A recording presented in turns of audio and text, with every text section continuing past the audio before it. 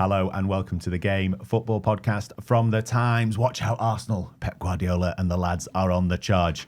Manchester City beat Liverpool in comprehensive fashion to close the gap at the top of the Premier League to 4 points. A statement win which suggests we might have a proper title race on our hands. City's chances have improved thanks to Sunderland's late equaliser against leaders Arsenal. And on today's show, we'll discuss both those games, another away defeat for Newcastle, and we'll debate our favourite footballers who played on into their 40s as we hear about a striker still scoring aged 50. I'm Tom Clark, and joining me today we have the senior sports writer and Sunday Times columnist Alison Rudd, the football reporter and tactical analyst Hamza Khalik Lunat, and the former footballer turned journalist Gregor Robertson is alongside me as usual. Hamza, it's been so long, man. Where have you been? I've been out and about, up and down, out and about. Just not on the podcast, I guess. Just not on the podcast. Well, it's desperate measures because we've all given every opinion we possibly can on Liverpool already this season. They've lost again, so we're calling in the recruits, aren't we, Gregor? Let's do it. We've got nothing else to say. I'm sure we probably have, listeners. We've got loads to say. It was an amazing game, a really startling game, actually, for me. Let's start with City from that point of view. It reminded me, tell you what it reminded me of. It reminded me of my Auntie Joan's 80th birthday party. I knew you were going to say that. How did I know you were going to say that? Because it's Pep's 1000th game in charge. 1000th game, yeah. Win number 716. And that really is time to start thinking about being reflective and when will he retire or when will he go on another sabbatical. And people were talking like that about my Auntie Joan. Well, she might not be quite up for the party, but, you've got to go. It's compulsory to go, but she might be a bit tired. She was the life and soul. She loved every minute of it. It gave her new life, and she loved having everyone around her. And Pep Guardiola was exactly the same. I've not seen him looking that happy and engaged and up for another 1,000 games. I mean, it's really not that long ago we were discussing whether he had the fight in him because last season was so disappointing for City. And it's as though having this marker, this sort of milestone, instead of making him think, I've spent too much of my life in football, it made him think, actually, let's have a bit of fun. So he's starting to look more relaxed and generous-spirited. I mean, Doku had the game of his life, and the first thing he said was, "That's not down to me, folks. That's just in him. I'm just a quite good manager. I let these players express themselves." I think Liverpool's first half performance helped him a little bit. Yeah, of course. But I think it's ominous for the rest of those thinking they might be in with a chance of, well, there's only one team really thinks of them with a chance of a title. It's about his lust for life. Yeah, definitely. I mean, Martin Samuel's written about that on the Times website this morning, saying, this is why he's still here. This is why he's been in English football for so long. I mean, there's the other part of it where I start thinking he's just going to win the title and walk off into the sunset, as they always say. Yeah. That's Gregor, yeah? Yeah, I think that's what he'll do. Yeah? Well, no, if he wins it. No, I mean, it's funny. It was a brilliant performance. I agree with Alison, and you saw the energy and sort of vivacity and everything, but there have been moments this season as well when you look at him and think the opposite. I think he looks haunted at times and thinks like football's moving on and where am I going to fit into this? So there might still be ups and downs in that regard, but it was good to see him on his 1000th game looking full of life. And they were fantastic, City, weren't they? I mean, the pace that they've got in their side now. We talk about Doku being brilliant. O'Reilly as well was fantastic. Okay. I mean, there wasn't a dud performance in there apart from Erling Haaland missing that penalty. Good save. Good save. Very good save, but poor penalty. Do we think City overall then, I mean, I've done that big toppy intro about watch out Arsenal, they're coming. Overall, from what we've seen this season, does it feel like it's starting to click? As I keep caveating that Liverpool first half we'll come on to in a minute, but does it start to look like they've got the legs in them, that this is the new version of Pep Guardiola? Hamza, what do you think? We've talked so much last season about this is a team in transition, and that's why, as Gregor has already alluded to, maybe there's too much building to do, but does it look like he's actually got the building blocks in place and it's all starting to click now? Well, I think that was actually evident in the first match of the season when they played Wolves. Yeah. And that's when we asked Pep afterwards, first of all, he mentioned what you just mentioned there about the pace. He said, we want to use pace more this season. Yeah. We want to be a bit more direct. And we asked him then, City fans have this chant, City back, hello, hello. They sang it last season a bit, and then they lost. Then they stopped singing, yeah. And Pep said a few times, he's like, they've said that, we're not back yet. And they sang it again in the Wolves match, and he said, yeah, think about when they sang it last season. We'll see. And it's entirely reasonable after one match to go, okay, we'll see. Good signs, but we'll see.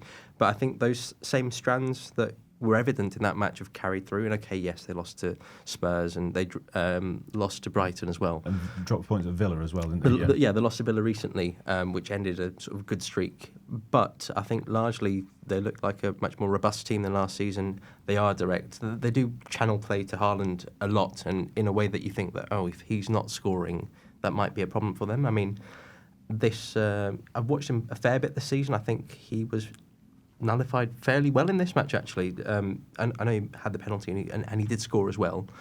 But I think of the matches when I've seen him this season, he's been phenomenal. He's been a beast that's been unstoppable. But in this match, the supply into him was somewhat restricted. I thought he was managed okay, but as in that's not the thing to take from this match. No. The thing to take from this match is the immensity of Man City's performance, and the way that they played in the first half was both brilliant and so fun and exciting to watch. They flooded the midfield, and they always had an additional man in there. So it was almost Kloppian in the way that Pep did it, because he just said, okay, fullbacks, you go high and wide. Yeah. You just keep the width, and everyone else on the inside, we're all super narrow. We're going to try and break through the middle. That's really interesting, that idea that it's fun, because I think there's the slightly lazy perception that actually if they were going to change style and just give it to Erling Haaland, you know, I jokingly refer to them as Erling Haaland FC, which is not, I don't think, unreasonable after this season. But perhaps the perception then is that, oh, if you're just giving the ball to Erling Haaland, you're not going to be as fun as previous iterations, the team that won the title without a striker. So you think that this style with pace, I mean, it's still breathtaking at times, isn't it? It always depends on the team that you're playing, right? I was just going to say that. We always find ourselves saying these elite teams are better off facing other elite teams. Yep, because it's entirely true. They will try and play against you, and there'll be more space opened up. Although he was saying in this, there are interesting quotes afterwards about, you know, everyone's talking about winning the duels. He's like, what about when you've got the ball and not allowing the duels, playing that extra pass? So like, he's able to double down doing that against Liverpool, perhaps. But if you come up against Brentford or whoever, he's going to have to play a different way. And I think we've seen that. He's acknowledged that this season. And you saw the way Haaland spoke about that game afterwards and how much he loved, like he relished the battle and acknowledged it was like playing Stoke in 2010 or whatever. That's the way the Premier League is this year. You got to have a different face for different oppositions. But let's be honest. If Jeremy Doku plays like that in every single game for the rest of his career, it doesn't matter who they're playing against. Just give the ball to Doku. It was an amazing performance, wasn't it? This felt like a moment of a player going, "Oh, I've arrived now. I'm not just this guy who's quick with ability. I'm actually a really, really top level winger." Would you agree? Yeah, I mean, he's largely been a guy that plays in flashes, a brilliant dribbler, and then the end product, once he's beaten one or two players, is just not quite there. And it's weird because he gets into the box so much. You think just by sheer proximity of being in the box, you just get loads of assists, right? If you're playing with Haaland and you're running into the box loads, like surely you'd have like 15 assists. And it's never quite come together. I mean, like he scored the amazing goal from outside the box. And again, that's not really if you imagine a Jeremy Doku finish, you're probably thinking of him jinking inside and then maybe like skimming one in near post, something like that. Not the cleanest finish, but as in effective. This was a fantastic performance, but like Gregor said, I don't imagine many teams are going to look at City and go, okay, we'll play with a high line, or we'll press you super high, which leaves space for Doku to run inside and through. So the challenge is for how does City encourage teams to play like Liverpool did against them? Maybe you could draw them onto you, play deep at the back and try and encourage them to press and then play through them. Maybe you could convince them that you've got defensive vulnerabilities so that they attack them and then expose them. Or what's more likely is most teams are going to play 5-4-1 against them, and it will be quite turgid watches most of the time. And what you do is you have a blooming anniversary or party every week. Get don't Joan you? involved. So but seriously, in the build-up, you had Arne Slot saying, "Oh, you know, this is going to be a proper football match." Yeah. None of this time wasting, none of these long throws, none of this boring stuff. But that, and it's almost like he felt he had to turn up to the party with a bottle of champagne and not prosecco, wasn't it? And so he gave City the game they wanted. Yeah, that's the key, isn't it? And it, because City are in a better place than Liverpool and we're at home, they exploited the fact it was nice football.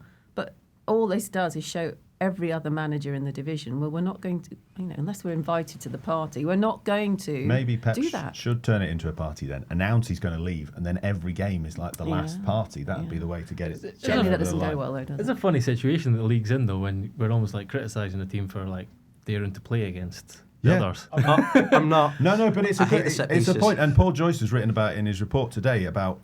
Paul also wrote a piece before this run of games that Liverpool have had, Aston Villa, Real Madrid, and Manchester City, and said this is actually what Arne Slot wants. He wants to play against good teams to try and get them back on track. Well, and it worked for 2 games. We were praising them on Thursday's show. We were criticising Villa a little bit too, sort of thinly veiled. Yeah.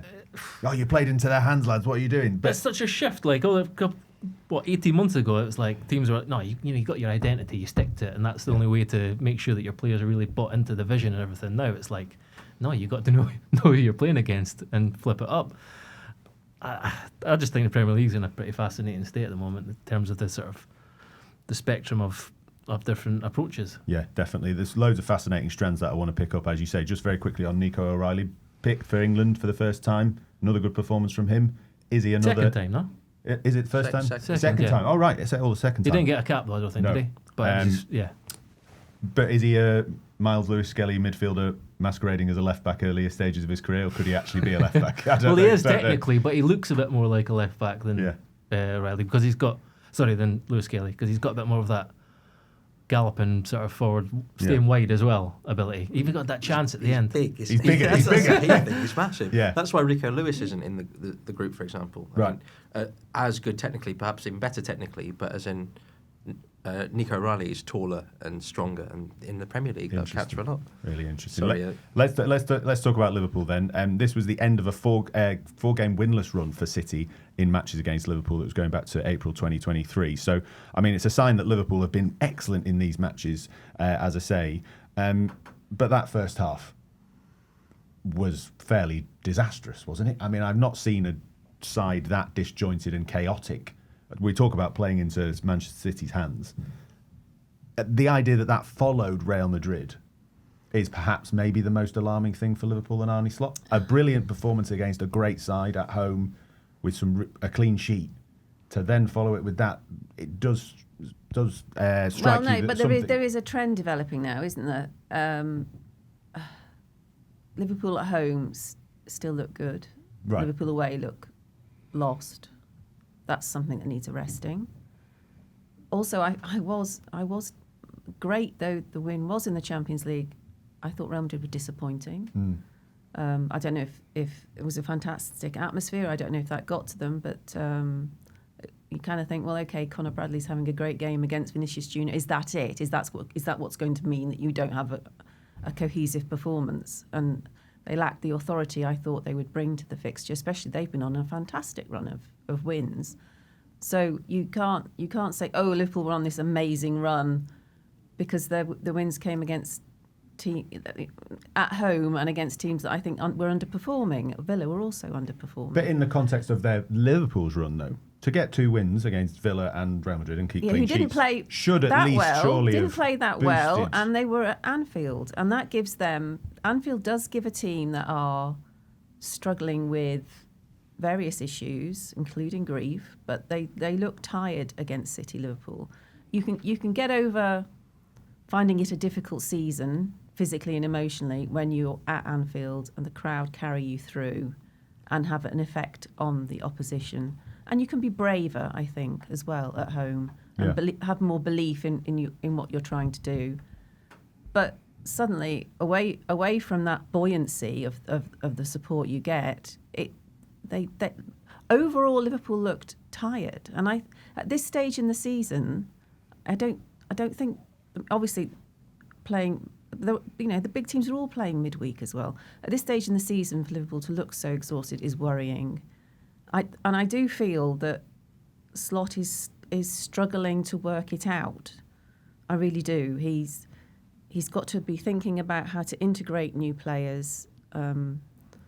And the best way of integrating them so far seems to be to not integrate them at all. So that's going to be a worry from the boardroom level. Well, we spent over 400 million quid. What are you doing? so he's reverting to what he had last season to try and see them through, whilst under the pressure to keep trying to sort of thread through the new faces that just aren't working. And the Premier League is, as Gregor has said, it's gone really strange and varied and demanding and unpredictable this season, and it's just not suiting someone like Florian Wirtz. It's not suiting him. It's not, and we saw that he was much more comfortable playing against a continental team than he has been against Premier League. But he's getting the minutes. He's getting the minutes, and it's not working. And Liverpool are looking light in midfield. And you look at the bench and you think, wow, why? With hindsight, why did you buy Isak when all that money could have been spent on bolstering defence and midfield? It feels like the pieces are not there. And Slot, who, let's face it, he's not had a crisis in the Premier League before. He's never had to deal with expensive players before. These are new things for him. The Premier League is still new for him. Yeah. He inherited a wonderful squad, obviously has great man management skills, and was able to get the players on side. I think that's the best thing he did, was he got the players on his side and they played for him. Absolutely. But now he's got questions to answer. He's struggling to find the answers because he's got no experience of them. Yeah. Hamza, Alisson's raised a lot of issues there, and as I joked at the start of the show, you've not had your say recently on the podcast on what this big problem for Liverpool is. What do you think of some of the points Alisson made, or some of the thoughts you've got yourself? I have a sort of like a conflicted and contradictory picture when it comes to Liverpool. I think in this match, they weren't that bad. I thought Man City were much better in the first half and established tactical dominance, like I said, through controlling the middle of the pitch, and Liverpool struggled to respond to that. But in terms of the quality of chances that they faced, City weren't able to actually show them. And I mentioned that with Haaland, right? Yeah. Usually, if City exert that control in midfield, you get Haaland having like 2-3 shots in the middle of the box. And it didn't quite happen. I mean, the goal that he scored, I think it was quite badly defended by Konate, I think. It was really nice in the way that City worked it from their own corner to the opposite side, and you had that quirk of Van Dijk and Robertson deciding when to swap, and that meant that Robertson was a bit slow to move out. Very lucky header, yeah. And then I guess the second goal is a deflection from outside the box, and the third goal is also from outside the box. So as in, when you imagine City's domination, usually they create loads of chances. So it's not like clear-cut chances in the box, like high XG, etc. And that was the problem with Liverpool earlier this season. That was definitely the problem with them earlier this season. They were just giving up loads of good quality chances. If you look at the past three matches, I think they've largely improved in that respect. Right. So I think the quality of chances that they're facing has decreased. The quality of ones that they're creating is largely the same. I think they probably could have scored here, but their best chance came when it was 3-0. So you don't really want to count that too much because City relaxed. And they had the goal disallowed as well, which I think, do we all agree, is slightly harsh? I mean, it's going in, isn't it? It's going in. Donnarumma would make that dive exactly the same whether Robertson's crouched there or not. Yeah, Alisson, I mean, in the book of... you could accuse me of bias, but I have no idea why it was disallowed. No, I don't think there's any bias involved here. I think, Gregor, fairly harsh. I'll come back to you in a sec, Hamza. Sorry, I realised a lot of people will be going, that goal was ridiculous. It should have stood. Yeah, I don't feel that strongly about it. I do think it should have stood, but there was everything slowed down, and you look. There was one analysis where you looking at Mamardashvili's sort of balance of his leg moving onto his right foot. Donnarumma, you mean? Sorry, Donnarumma moving onto his right foot, and then. So that actually, when the ball was already over Robertson's head by the time he started to push off to make the save. I mean, are we really going to bore down into that level of detail in VAR? Like, we'll be there all day. Like, so. But also at the same time, when you look through the rules, like the rule itself, it doesn't really kind of strike any of the bullet points. It's like making an obvious action which clearly impacts on the ability of an opponent to play the ball. Like, he's not making an action, but you could argue in that moment. He's in a position that's stopping him make the action. It's messy. It's one messy. Of those rules. Like, having done that referee score, it's one of those ones you watch and you go, like, certainly in real time, a referee could be forgiven either. When they have the opportunity to VAR has the opportunity to make a clearer decision, I think it should have been ruled out, but it probably would have taken a long time. That's a long answer for saying not a lot. I think Tantalisingly close to her. Both things can be true there, ladies and gentlemen. Tantalisingly how close. come the Liverpool backroom staff immediately give Slot access to the similar goal that City scored against Wolves? Yes, I did think that was slightly in the vein of like we're backs to the wall, we're having a moan here. Like, but like the point. I agree, but the point, and that wasn't the reason Liverpool lost. But as a manager, you can see why you might bring it up that a perfectly good goal is disallowed. But why don't the VAR officials have access to these things so they can make a... I still think, having seen that, there is a slight decision. difference in the spaces of where they were. I agree. Listen, I'm the one who started this by saying... Why should they look at a different decision? Yeah, I don't think they should be looking at different decisions because that... This is precedent. We're talking about... Come on, it's not law. It was so similar. We'll be pausing the game and everyone come off the pit. Right, Yeah, it's not law. You're not looking at previous cases. Mr. Slot, please present your case for why this... well, here we are. There's a Wolves goal, and this was actually definitely... But you learn and evolve. That's what's supposed to happen in the life, isn't it? And I knew that outside the 90 minutes, though. I mean, come on, Alison. I knew I shouldn't have brought that up. Hamza was in the middle of an excellent bit of analysis. What has gone before? Hamza was in the middle of an excellent bit of analysis. I shouldn't have brought up VAR. It's a massive error of mine. Listeners, I apologise. Hamza, you were about to talk about Liverpool's attack, having talked about what you think is a slight improvement in their defence. Carry on. Yeah, I was actually just having this discussion with Danny Fink just on the lift on the way up.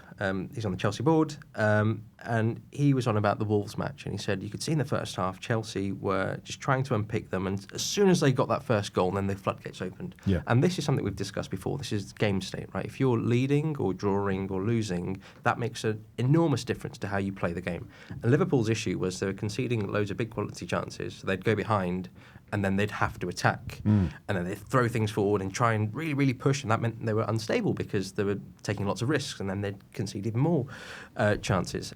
So I think one of the things that they fixed in the previous two matches was they just didn't concede early, right? And that makes a big impact in how you play. Yeah. And, of course, that also relates to style as well. So as in when Slot talks about long balls, I think the really interesting thing is that David Moyes was the person that alighted on the formula, the blueprint to beat Liverpool. And this was in the Merseyside derby last year, the last one at Goodison. He turned it into a duels match. The first time that we saw Slot get upset as well. Exactly. And loads of direct long balls. And since that match, the Premier League is a match full of video analysts. All the clubs have them. So once the video footage is out there, everyone can see what you should be doing.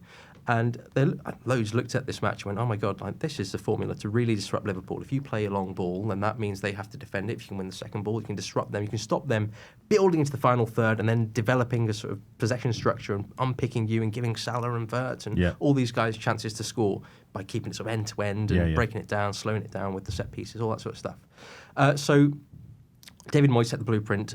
Newcastle used it in the League Cup final, really good effect. Newcastle used it this season as well in the 3-2 defeat. Loads of teams have used it since, and I think so. Last time I checked, so these stats are around 3 weeks out of date, but as in, I mean, it's still true, right? Liverpool are facing 19% fewer open play passes this season. That's because when a team kicks off from the goalkeeper, they just go long, so there's no opportunity to press, right? So instead of building up, they just go long. And if you can't press, that means it's very difficult for you to win the ball and score from pressing opportunities. So they take away this attacking asset of Liverpool by just going long. And then they, like Manchester United did really well, they position players. This is another interesting thing, right? So the volume of aerial duel wins has increased for Liverpool. They're facing more aerial duels. Van Dijk and Konate win a lot of them. In fact, they're winning loads. But the issue is who wins the second ball. The next ball, right. Yeah, and teams are really smart in positioning players between the lines. Like Manchester United, a great example Almost of like this. they're happy for Liverpool to win the first header, Absolutely. which is why Van Dijk and Konate are winning a lot. Yeah. That's fine. You can have that one. It's the next one we're going to win. Yeah, and so if you look at like, so I've got a few graphics that I can put out, but as in, if you look at, you can make a sort of control level and see what the average long rate ball is in the league, and then versus Liverpool. And if you have a scatter plot, you've got like all the teams are in a sort of normal sort of range between sort of upper quartile, 75th percentile, 25th percentile is a low quartile, and then Liverpool are just way up. Yeah. Everyone's realised that's what you do against them. Yeah. This wasn't the case in this match, obviously. City are good enough to not do that. The other team's Bournemouth. Yeah. The two teams who were the best, who created the most shots and goals from high turnovers last season were Bournemouth and Liverpool. And this season they're facing more long balls than any other team. So Hamza's absolutely right. It's like they've looked at. I think there's also a bit of tallies with the sort of pragmatic era we're in now, if you want to call it that. It's like, why are we giving them an opportunity? Why are we basically playing into their hands? Is it ended up being more about like counter punch tactics this season? So it's all about like, what are we doing to nullify, and therefore, rather than like we're going to play our own game. Pronged, it's like you're not allowing them a chance to press, which is one of their biggest strengths, and possibly create good chances and score. You can only do that as well if like Villa. The question is, why didn't Villa go long against Liverpool? Yeah. Villa don't have a big target man to play into, or they're not a super counter pressing team, right? So if you go long into Ollie Watkins, for example, against Van Dijk, you're going to lose that initial ball, and then you've got McGinn's quite good at recovering the second balls. Rogers is as well, but if you've got Buendia, and then you've probably got Kamara playing deep, you're probably not in the right position to counter press. So you go, all right, that's not going to be our tactic for this match. As long if you've got a big centre forward that can contest that initial duel, and then loads of guys that are really good at contesting the second ball, then you're a team that can play that. But as in, it really does depend on the ability of your players to play that style as well. So it's not as simple as just switching it on, because not everyone can do that. No, really interesting. I mean, just a final point on Liverpool and thinking about their attack. Obviously, Alexander Isak not fully fit, starting on the bench for this game. Talking about mad seasons, we could be talking in a couple of weeks about Liverpool being top of the table. Their matches after the international break are Nottingham Forest, PSV Eindhoven, West Ham, Sunderland and Leeds. 5 straight wins, Alison. Panic over. Party's back on. Well, they'll win the games at home and they won't win the games away. But in terms of the forward line, just very quickly, do we see potentially Slot in with those games in mind reverting to what he knows, as you've hinted at and we've all discussed on this podcast, that the new signings haven't quite yet gelled? Obviously, Ekitike, I think, has been excellent in flashes, but maybe we'll see Salah, Gakpo, Ekitike, and maybe Wirtz and Isak will have to... This is the biggest thing, I think, now, is the problem, the issue with Mo Salah has always been you can absorb his lack of defensive responsibility because he terrorises opposition players, and you know he'll come up with a goal, and often at a crucial moment or juncture. And he's not doing that now. So now, suddenly, teams are targeting Liverpool's right side because they see that it's exposing Conor Bradley in this case, but it's exposing their right side. And only towards the end of last season, Arne Slot was joking about Mo Salah not being the kind of guy who tracks back, but that's okay because he's Mo Salah. I've heard this a lot, but I don't think it's true. And he doesn't track back. No, he does, and I don't have the stats right now. Might not work on a podcast, but I can publish them, and I've got the stats bomb pressures, huddle stats bomb pressures, and he's up there. He has the most, some of the most in the team. He's a really intense presser of the ball. He does it a lot. I think he works, but he doesn't do the defensive job. But he gets the tackles, he gets the pressures, he gets the counter pressures, he gets the shots from counter pressure. He does everything that you need him to do. It's just in a end-to-end game, it's very hard to sort of settle and then get the chances that you... One thing about Salah, though, in relation to Alison's point about him then not producing at the other end, this match was the first time since July 2020 that Salah had started a Premier League match against City and failed to either score or assist. So ending 9 straight league games against City. He did assist, it was disallowed. Yeah. That's so lucky on him there. Yeah, exactly. But anyway, we'll leave it there because I feel like probably, Gregor, we might talk about Liverpool again this season. Maybe. Probably, yeah. Just maybe. After so those 5 matches. Right? After those 5 matches. Leave them for a bit. Yeah, should we leave it for 5 whole matches Yeah. and come back and see where they're at? Liverpool fans, do get in touch with me, tom.clark@thetimes.co.uk. I know a lot of you have been in touch recently, making lots of excellent points and interesting analysis about their season. As I said, Manchester City back firmly in the title race after Sunderland. They did it again. Gregor, I was following this game. I'd watched most of it. I'd left to go somewhere else, and it was 2-1. And I was genuinely refreshing my phone, thinking Sunderland are going to equalise. We're in the stage of will they score? They always score with Sunderland at home this season. It's absolutely remarkable, and a brilliantly, slightly bonkers finish from Brian Bubby to get the ball past the keeper as he's diving out. Yeah, what would you call that? It's like a half overhead kick, half scorpion backward kick sort of type thing. But fantastic from Sunderland, isn't it? They're keeping this run going. They're 4th into the November international break. Whatever we say about this season, that is a fantastic thing. Is it true that they moved the advertising hoardings in a bit to nullify the long throw? In which case, did you see talk about people taking note? Yeah. They must all be thinking, let's move those hoardings now. Did you see the Lebris interview afterwards? It was fantastic. He was asked about it in the press conference. He was like, no, Oh, I don't know what you mean. Maybe. I think he said maybe it was the wind. I think he admitted on TV though, basically all, but he's like, yeah, we look for these details. Yeah, why not? Why wouldn't you? Why wouldn't you? The weird thing is, Sunderland use the long throw better than Arsenal do. Yeah, but if they know it's coming, Hamza, they can practice with a shorter run-up, can't they? I thought this was an advertisement for terrible football, though, the game. And I 2-2, Hamza. No. Sunderland are fourth. I said this about... Don't be harshing my vibe now, man. Come on. The goals and late goals convince you that you watched a good match, but as in, I was watching a terrible match. And I said this about the Liverpool-Newcastle match. That was one of the worst matches I've ever watched. Oh, that was early in the season. Yeah, Come on. I'm serious. The ball just wasn't in play at all. But what do you want Sunderland to do? But it was so not in play. It was funny. It was ridiculous. So, I think a third of the way through the match, the ball was in play for 13, so it's around 33 minutes in. So I know at this point there's some mitigation because of a head injury, the linesman's flag wasn't working, and the ball went out a bit, right? But the ball was in play for... He's back. He's back, everyone. For 13 minutes. Extrapolate that for a full match, right? What do you get? You don't even get half of football. And the issue was both teams were at it, both of them. Initially, either team didn't mind having a very slow game because they enjoy that. They don't mind breaking it down, having the set pieces, blah, blah, blah. Sunderland go ahead, and suddenly Arsenal like, whoa, we can't abide with this time wasting. And you see every set piece, they are bang, bang, bang, bang. They're so quick, they're moving the ball. We want the ball in play. 2-1, what happens then? 5-4-1. If the ball goes out, whoa, man, we kill the game. David Raya saves the ball. What do you want from them? Picks it up. What do you want from them? They're playing Arsenal. Everyone's talking about this, really sniffily about... Hang on. Everyone's really sniffy about this whole argument about, the game's not as entertaining, it's damaging the Premier League, it's regressed from that peak of, 5 years ago, when Klopp and Guardiola were going at it, and everyone was trying to emulate that. But how close was anyone to those two teams? I'll explain. This is different. The league is concertina. I said this a few weeks ago that I hope this would happen. It might not last the whole season, but it's exciting.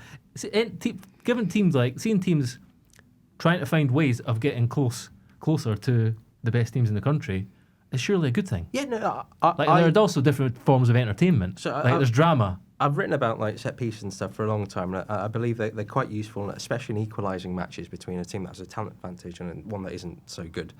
What the beautiful thing about football is largely that the trying to win, the impetus to try and win is almost always aligned with attacking football, right? So usually a winning team plays attacking football. That's great for the spectator. That's great for the neutral. You get to see a good match because teams are trying to win, and that means attacking football.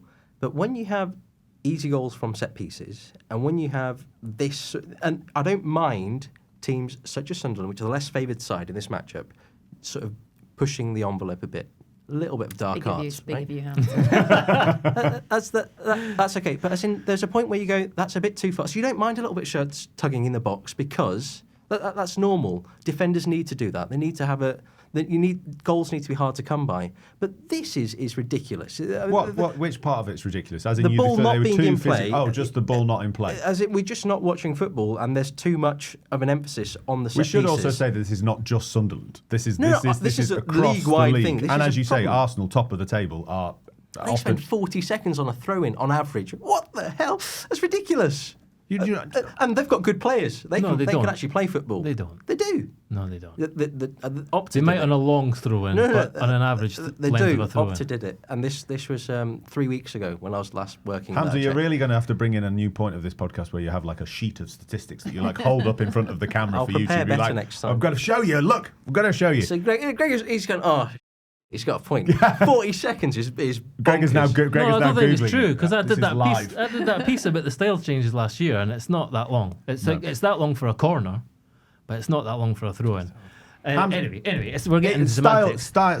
He has a point. The game that he talked about, Liverpool-Newcastle, the ball was in play for 40% of the game. But and the rest of the time it's in the air. But putting style aside, I disagree with you on that, and you should come and watch some football lower down the pyramid if you want to. I have to watch Warsaw a lot, and we play more football than these guys. You don't. They don't. They've got 35%. You hate possession. We let other people have the ball. You hate possession. The ball's still in play. Absolutely hate possession, and you're top of the league. But regardless, Alison, you're a woman who likes a narrative, aren't you? Forget the stats for a minute. Sunderland in 4th in November is fantastic. Of course, it's fantastic, but what they've done is they've tapped into Well, the game, I disagree with Hamza, even though I could see the ball was not in play, and I thought it was quite funny. It was what you had it looked like an early round of an FA Cup tie. There was one team that was so obviously superior, physically, technically, emotionally superior, and that was Arsenal.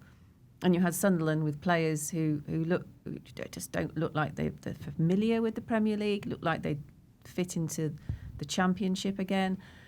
It looked like a cup tie with the underdogs playing a team that was supposed to win and yet relying on that team spirit, energy, great, just cohesion, good management, self-belief. So technically, apart from the finishing, which was good, but technically overall Sunderland looked at a lower level.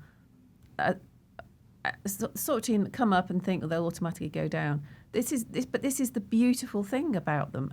It comes back to what you said at the very beginning, Tom. But you expected them to be able to remain unbeaten at the Stadium of Light. It's Sunderland. Can they score? They always score. They've got something going, and it just goes to show you can have the most experienced manager. You can have that momentum of feeling like it's going to be your season, and you go to a newly promoted team that refuse to accept their status in the contest and do what it takes to win. And that in itself, I feel, is entertaining. You don't need to have the ball in play a lot. There are different forms of entertainment. And you lot watch Red Zone then? You guys watch set pieces, watch the ball in play for when it's in. You get carried away with this. It's not like, look, it's a 2% drop on last season.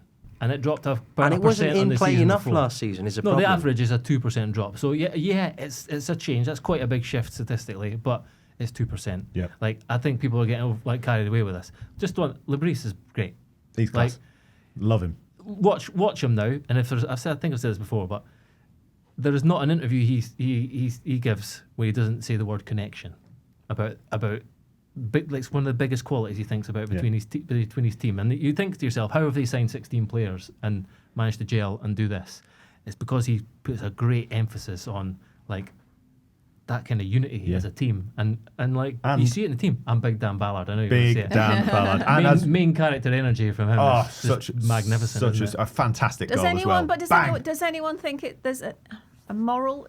I mean, I don't want to rain no on more morals. No, no more morals. I don't want to Time rain for a on break. Sunderland's No more parade. morals. But I'm just interested. Does anyone think it's slightly immoral to win promotion but then change your team and not reward the team that got you promotion? He didn't change the team. A lot of the players are still there in the squad. He's just added to it, and they're still playing a part. Well, it's also risk. Ballard, for example, is a great example. Yeah. He literally dragged them there. But is that enough? Times. Is that enough? Yeah, no, it doesn't matter. That's an interesting question, but it's because it is a big risk too. Because the counter to that would be that you, Alison Rudd, senior sports writer for the Times, would be sat here going, "Oh, it's so naive. They thought they could come up with the same team and not change it. This is the Premier League. You've got to do the business. You've got to show some ambition." Everything like that. Absolutely not. Never disagreed with you more. Yeah, but if that's a trend that continues, what's the motivation for the team to get you up? Lots of money. Loads of money. Anyway, Sunderland, we love you. We love Reggie Lebris. We love Dan Ballard. If you are a Times subscriber, by the way, and you get our excellent weekly football newsletter, make sure you check out for that coming in your inbox at 5 p.m. today. Martin Hardy writing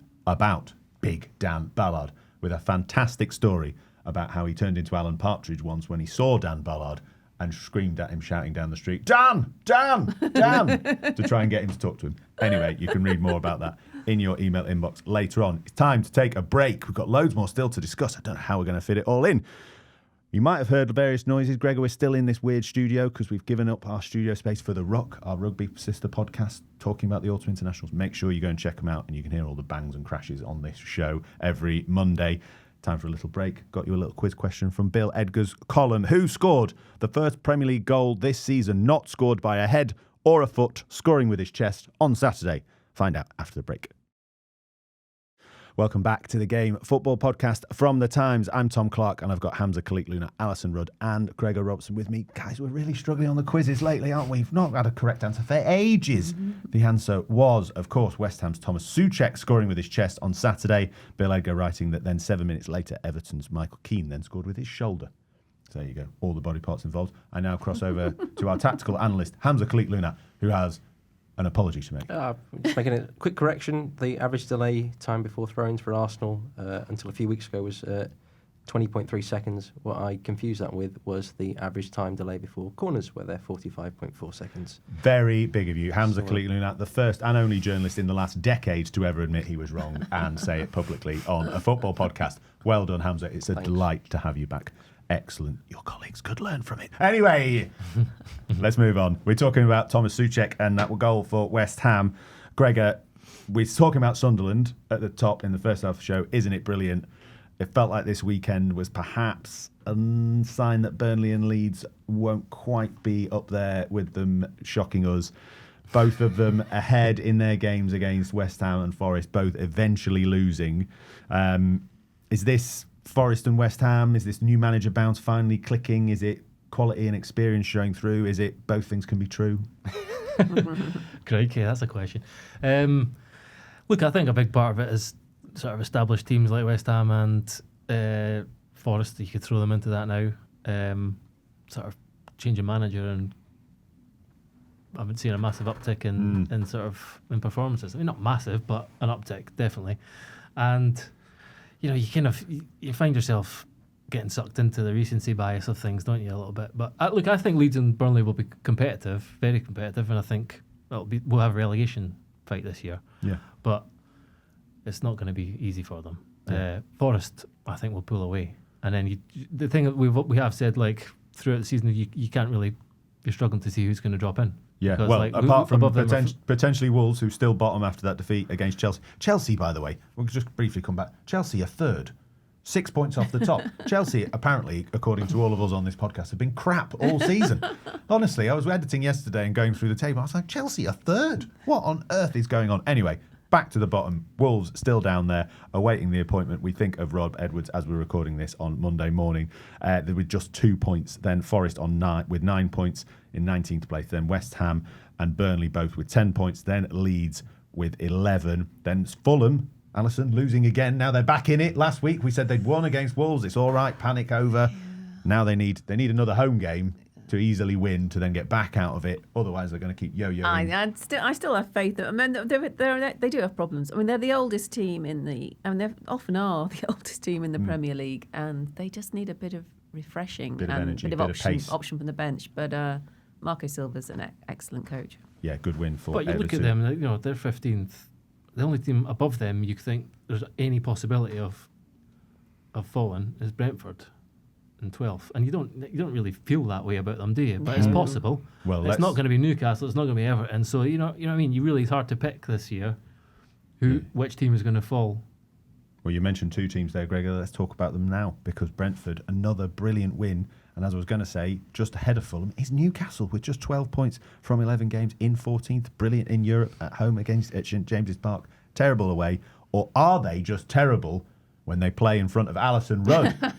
That is the question. Another game in the capital, another game with our senior sports writer there to see it. And they bottled it again. Yeah, I did put it to Eddie Howe. It was a self-fulfilling prophecy. He did look at me like he didn't know what that meant, actually. So I thought you went. I thought you actually literally asked Eddie Howe, Eddie, is it my fault? I wouldn't have put that past you, actually. Eddie, hi, me again.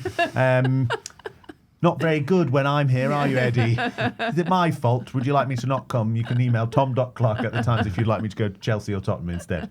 But this was a bad performance in a fun game. A fun game. Very hugely enjoyable match. But there are big problems for Eddie Howe to solve, because I was, as you've intimated, I've watched them do this already, and I was at the West Ham game, and Eddie Howe's response to the defeat then, having taken the lead, was to really slaughter the team. It's call them unrecognisable, could have subbed anybody, not what he wanted to see. And normally he's a bit more avuncular than that. But that didn't work. So they looked like they were carrying the weight of lack of self-belief around quite heavily. So he said afterwards, well, it's my job to support the players through this difficult time, and it's a collective thing. It's no one person's individual responsibility. It's my responsibility. So he's U-turned on taking an approach to try and get them improved. It's a bit similar to Liverpool. St James's Park gives them an energy and edge that they just just lack away from home. And I think it's really peculiar that a team can take the lead away from home and then be unable to fashion a way to either cling onto that lead or build on it. It's almost like taking the lead meant nothing at all to them. It was really strange. Yeah. And of course, against that, you've got Brentford, who do have masses of confidence and self-belief and did not allow going behind to affect them at all, other than to play better and apply more energy. At home, you've seen them now beat Liverpool at home in very convincing fashion, and now beat Newcastle. They weren't as physical, and they didn't need to be maybe, but they weren't as physical or as pacey in this game. They were calm and authoritative, and won lots of first balls and second balls, and mixed it up as well. I mean, before kickoff, Newcastle were practicing an aerial bombardment. They felt that would be the key. And yes, another Coyote long throw was successful. But Brentford, they did it under Frank, and they're doing it again under Keith Andrews. They're mixing it up. So I think that must be quite hard to, it's quite easy to go into a match thinking, right, we know what we're going to expect, boys. It's going to be lots of long balls, lots of set pieces. The throw-ins are going to be awkward. Let's just make sure, because they're quite a big team, Newcastle, make sure we deal with those. And they did actually defend quite well for much of the game. But it's not like that with Brentford. They play nice, intelligent football as well, and Newcastle were completely floored by it. I think it's funny that how often says now when he's asked, like, what's the issue between home and away, he's like, oh, we're a new team, got a different dynamic, got a new team. We're not new, we've got a new striker. Yeah, that's it. So, like, is he still laying at the door of that? We think he's made a he's had a great start, yeah. Well, that's the perception anyway. So, yeah, I mean, everyone else is very familiar. Like Theo had centre-half, but I wouldn't say that makes you that much of a different team. So maybe he's suggesting, like, Isak gave them something that was a bit more like of an outball, I think. Fear when they're factor away. as well, potentially, when he was in form. Yeah, Voltemade doesn't run the channels. They've missed the fullbacks as well, though. Tino and Lewis Hall. Yeah, that's true. That's made quite a difference to the dynamic. And I think the Voltemade point is interesting as well, because he's not a centre forward, as Tony said before. He's like number 10. He's a number 10, even though he looks like a big guy. Yeah, he looks like a big guy up front. But as in, he's just not that. So being asked to do some of that, as in being number 9, is quite difficult for a guy that can't. Yeah. That hasn't demonstrated that ability, because that's not really what he does. So I think that there is some. And they're dealing with 3 games a week again. Yeah. And dealing well in Europe sense. I know we talked about it on Thursday's show, didn't we, Gregor, about where they've maybe gone front foot to try and win as many home games as they can in the Champions League before their run gets a little bit more difficult. I should just say as well, as praising Hamza for being a journalist who acknowledged a mistake, and I did enjoy Dan Burns sending off. You know, in the modern football of like haranguing and everything, he knew he'd made a foul. He stood politely, waited just away from the referee, and then got the second yellow card and went, yep, fine, no problem, see you later. So it's to be really admired in modern football, isn't it? Like, no faffing around, no arguing, no get away from the referee. Just like, yep, that's all right, that's definitely me, that's 2 yellows, see you later. Off we go. Igor Thiago, by the way, 8 goals in the Premier League this season, second most of any player behind Erling Haaland. Looks a good striker for modern football. Oh, he's fantastic. He's got everything you want from your centre forward. He links up play well. He can run with the ball. He wins the ball. He can finish. His finish for his second goal was so relaxed. Yeah. I mean, the ball didn't come to him as he was expecting. It was a clearance that landed at his feet, sort of, but that might mess with your head. I wasn't expecting it. Yeah. It was as though he knew 3 weeks ago that was what was going to happen. Yeah. He was fantastic. Absolutely. He's got a lovely smile as well, I always think, when he celebrates. Yes. Lovely set of teeth. Brentford in 12th, just above them, there's Palace and Brighton, who played out a 0-0 draw. And then Bournemouth, Gregor, you've mentioned them already. A second defeat on the spin. 4-0 at Aston Villa. Again, further proof that this season, maybe we haven't got a clue what's really going on, because at the start of the season, Villa were crap and couldn't score. And now they're right up there, scoring goals for fun. Another goal for Emi Buendia. And just looking like they're creating chances at will, Gregor, for this game. I mean, which way do we take this? That Villa were always a good side and it's finally clicked for them after a difficult start? I think that's 4 wins out of 5. Or that Bournemouth, 2 wins on the spin, it's maybe that we got a bit carried away with their start. Or, I'm trying to get him to say it. I'm trying to get him to say it. Yeah, probably both things. Yay! What if it's none of them? Go on, Hamza. Nothing's true. Nothing's true. Football's crap. I've watched Villa a fair bit this season. I think similar to the City match, where you can see a team that's on top, but not necessarily making the quality of chances that you'd expect from that. So Villa's goals, set piece, shot from outside the box. This wasn't Villa when you compare Villa at their best. Right. When you've seen them last season, when you've actually seen them put in a performance that's worthy of a 4-0, this game actually doesn't represent that. No, I mean also we should say Emi Martinez, excellent penalty save with the game at 2-0. The classic cliche, it could have been very different if that goes in, etc., etc. I thought Bournemouth were a bit unlucky here, and the green went Villa's way in a way that it just didn't early in the season. Yeah. Well. So they've deserved some luck, and this time it's just coming in a flood in this match. Yeah. I think. But we think Bournemouth will. We're talking about this idea that Sunderland are bucking the trend, but can they keep it going? You think Bournemouth are still showing all the qualities they were at the start of the season? They're just not quite getting the results, and that they will still be in that competition for those extra European places. They're still a very good team, but like Gregor mentioned earlier, it's the opportunity to do what they're very good at that has now been limited by opponents. So if you're Bournemouth and your whole game is about playing direct and pressing, and you can't press anymore because teams aren't allowing you that opportunity, then when you have the ball, you've got to play a different way. And when you're without the ball, you have to completely play a different way. So now teams are treating them like a favoured side and saying, okay, you've got the ball, let's see what you can do. Can you break us down? Yeah. And for Bournemouth, who traditionally haven't played that way, that's a challenge. And I think they're actually rising to that challenge, but the results just haven't shown it.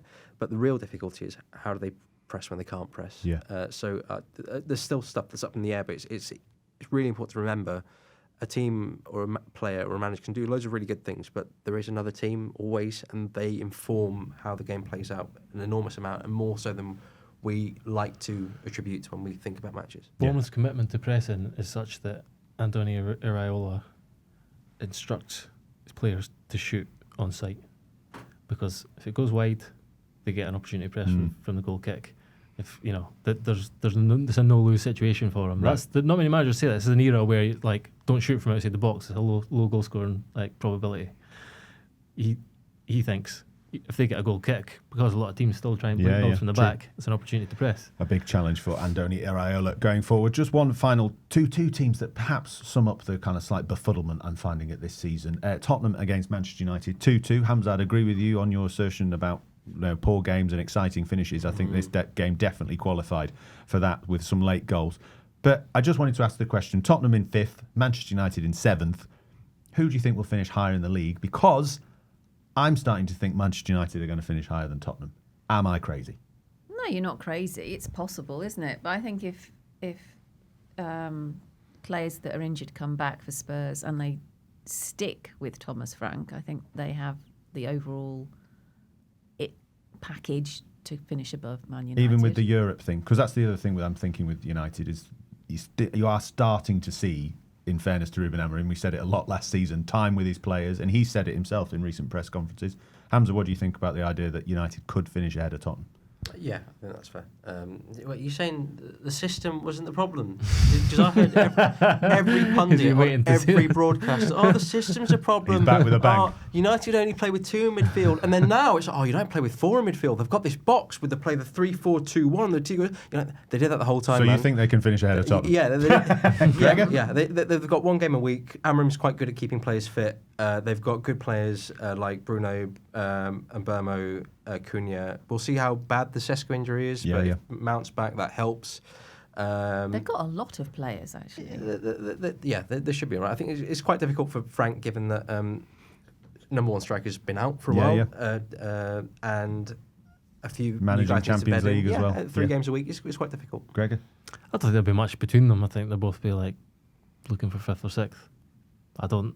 Pick one. Go on. I'm not totally behind the Ruben Amorim sort of recovery as